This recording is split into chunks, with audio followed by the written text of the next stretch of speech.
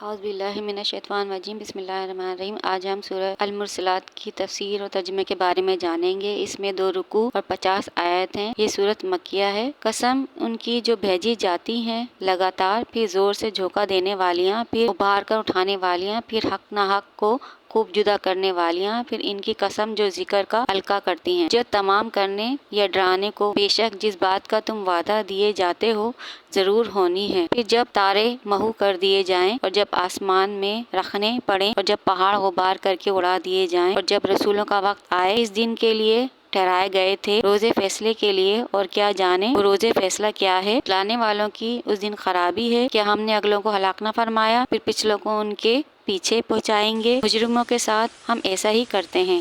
اس دن جھٹلانے والوں کی خرابی ہے، کیا ہم نے تمہیں ایک بے قدر پانی سے پیدا نہ فرمایا، پھر اسے ایک محفوظ جگہ میں رکھا ایک معلوم اندازے تک، پھر ہم نے اندازہ فرمایا تو ہم کیا ہی اچھے قادر۔ اس دن جھٹلانے والوں کی خرابی، کیا ہم نے زمین کو جمع کرنے والی نہ کیا تمہارے زندوں اور مردوں کی، اور ہم نے اس میں اونچے اونچے لنگر ڈالے اور ہم نے تمہیں خوب میٹھا پانی پلایا۔ اس دن جھٹلانے والوں کی خرابی، چلو اس کی طرف جسے تم جھٹلاتے تھے، چلو اس دھوئیں کے سائے کی طرف جس کے 3 شاخیں ہیں، نہ سایہ دے نہ لپٹ سے بچائے۔ بے شک دوزخ چنگاریاں اڑاتی ہے جیسے کہ اونچے محل، گویا وہ زرد رنگ کے اونٹ ہیں۔ اس دن جھٹلانے والوں کی خرابی ہے۔ تفسیر جانیں گے۔ اس آیت میں اس کے بعد والی 4 آیات میں اللہ تعالیٰ نے 5 صفات کی قسم ارشاد فرمائی ہے۔ جن چیزوں کی یہ صفات ہیں ان کا آیت مبارکہ میں ذکر نہیں کیا گیا، اس لیے مفسرین نے ان چیزوں کی تفسیر بہت سی وجوہات بیان کی ہیں۔ نمبر 1، یہ 5 صفتیں ہواؤں کی ہیں، یعنی ہواؤں کی قسم جو لگاتار بھیجی جاتی ہیں، پھر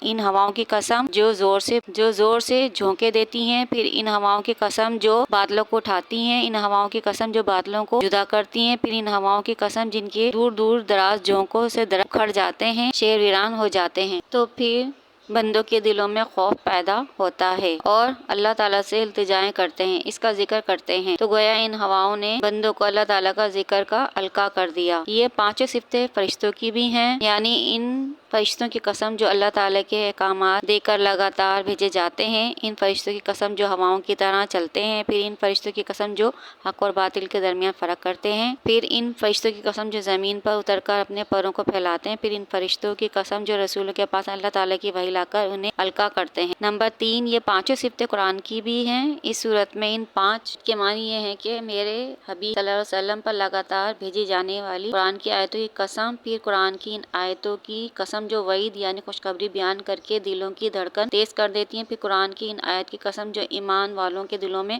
ہدایت اور معرفت کے انوار پھیلا دیتی ہیں، قرآن کی ان آیت کی قسم جو حق اور باطل کے درمیان فرق کر دیتی ہیں، پھر قرآن کی ان آیت کی قسم جو حق اور باطل سے فرق الگ کر دیتی ہیں، پھر قرآن ان آیت کی قسم جو حکمت والا ذکر ہیں اور ایمان والوں کے دلوں میں نور ایمان ڈال دیتی ہیں۔ یہاں ذکر کرنا اس لیے ہے کہ مخلوق میں سے کسی کے لیے کوئی عذر بیان کرنے کی گنجائش نہ رہے، یا انہیں اللہ تعالیٰ کے عذاب سے ڈرانے کے لیے ہے۔ اللہ تعالیٰ نے 5 صفات کی قسم کھا کر ذکر فرمایا ہے کہ کفار مکہ مرنے کے بعد اٹھائے جانے، عذاب دیے جانے اور قیامت کے آنے کا جو وعدہ کیا جا رہا ہے، یہ بات ضرور واضح ہونے والی ہے اور اس کے سوا اور کوئی شک نہیں ہے۔ اور قیامت والے دن جب ستارے بے نور ہو جائیں گے، یعنی ان کی روشنی ختم ہو جائے گی، اللہ تعالیٰ قیامت کے روز ستاروں کو گرا دے گا اور ان کی روشنی باقی نہیں رہے گی، اور آسمان بھی پھٹ جائے گا، پہاڑ غبار بنا کر اڑا دیے جائیں گے، اور دنیا میں جتنے بھی پیغمبر رسول تشریف لائے ہیں وہ قیامت کے دن جمع ہو کر اپنی امتوں پر گواہی دینے کے لیے حاضر ہوں گے۔ جنہوں نے اپنے رسولوں کی تکذیب کی ہوگی انہیں جہنم میں داخل کر دیا جائے گا، یہ ان کے کفر کا نتیجہ ہوگا۔ اور اگلے پچھلے لوگوں کا ذکر ہے کہ نوح علیہ السلام کی قوم سمود، ان لوگوں نے اپنے رسولوں نبیوں کی بات نہ مانی اور عذاب ان پر مسلط کیا گیا۔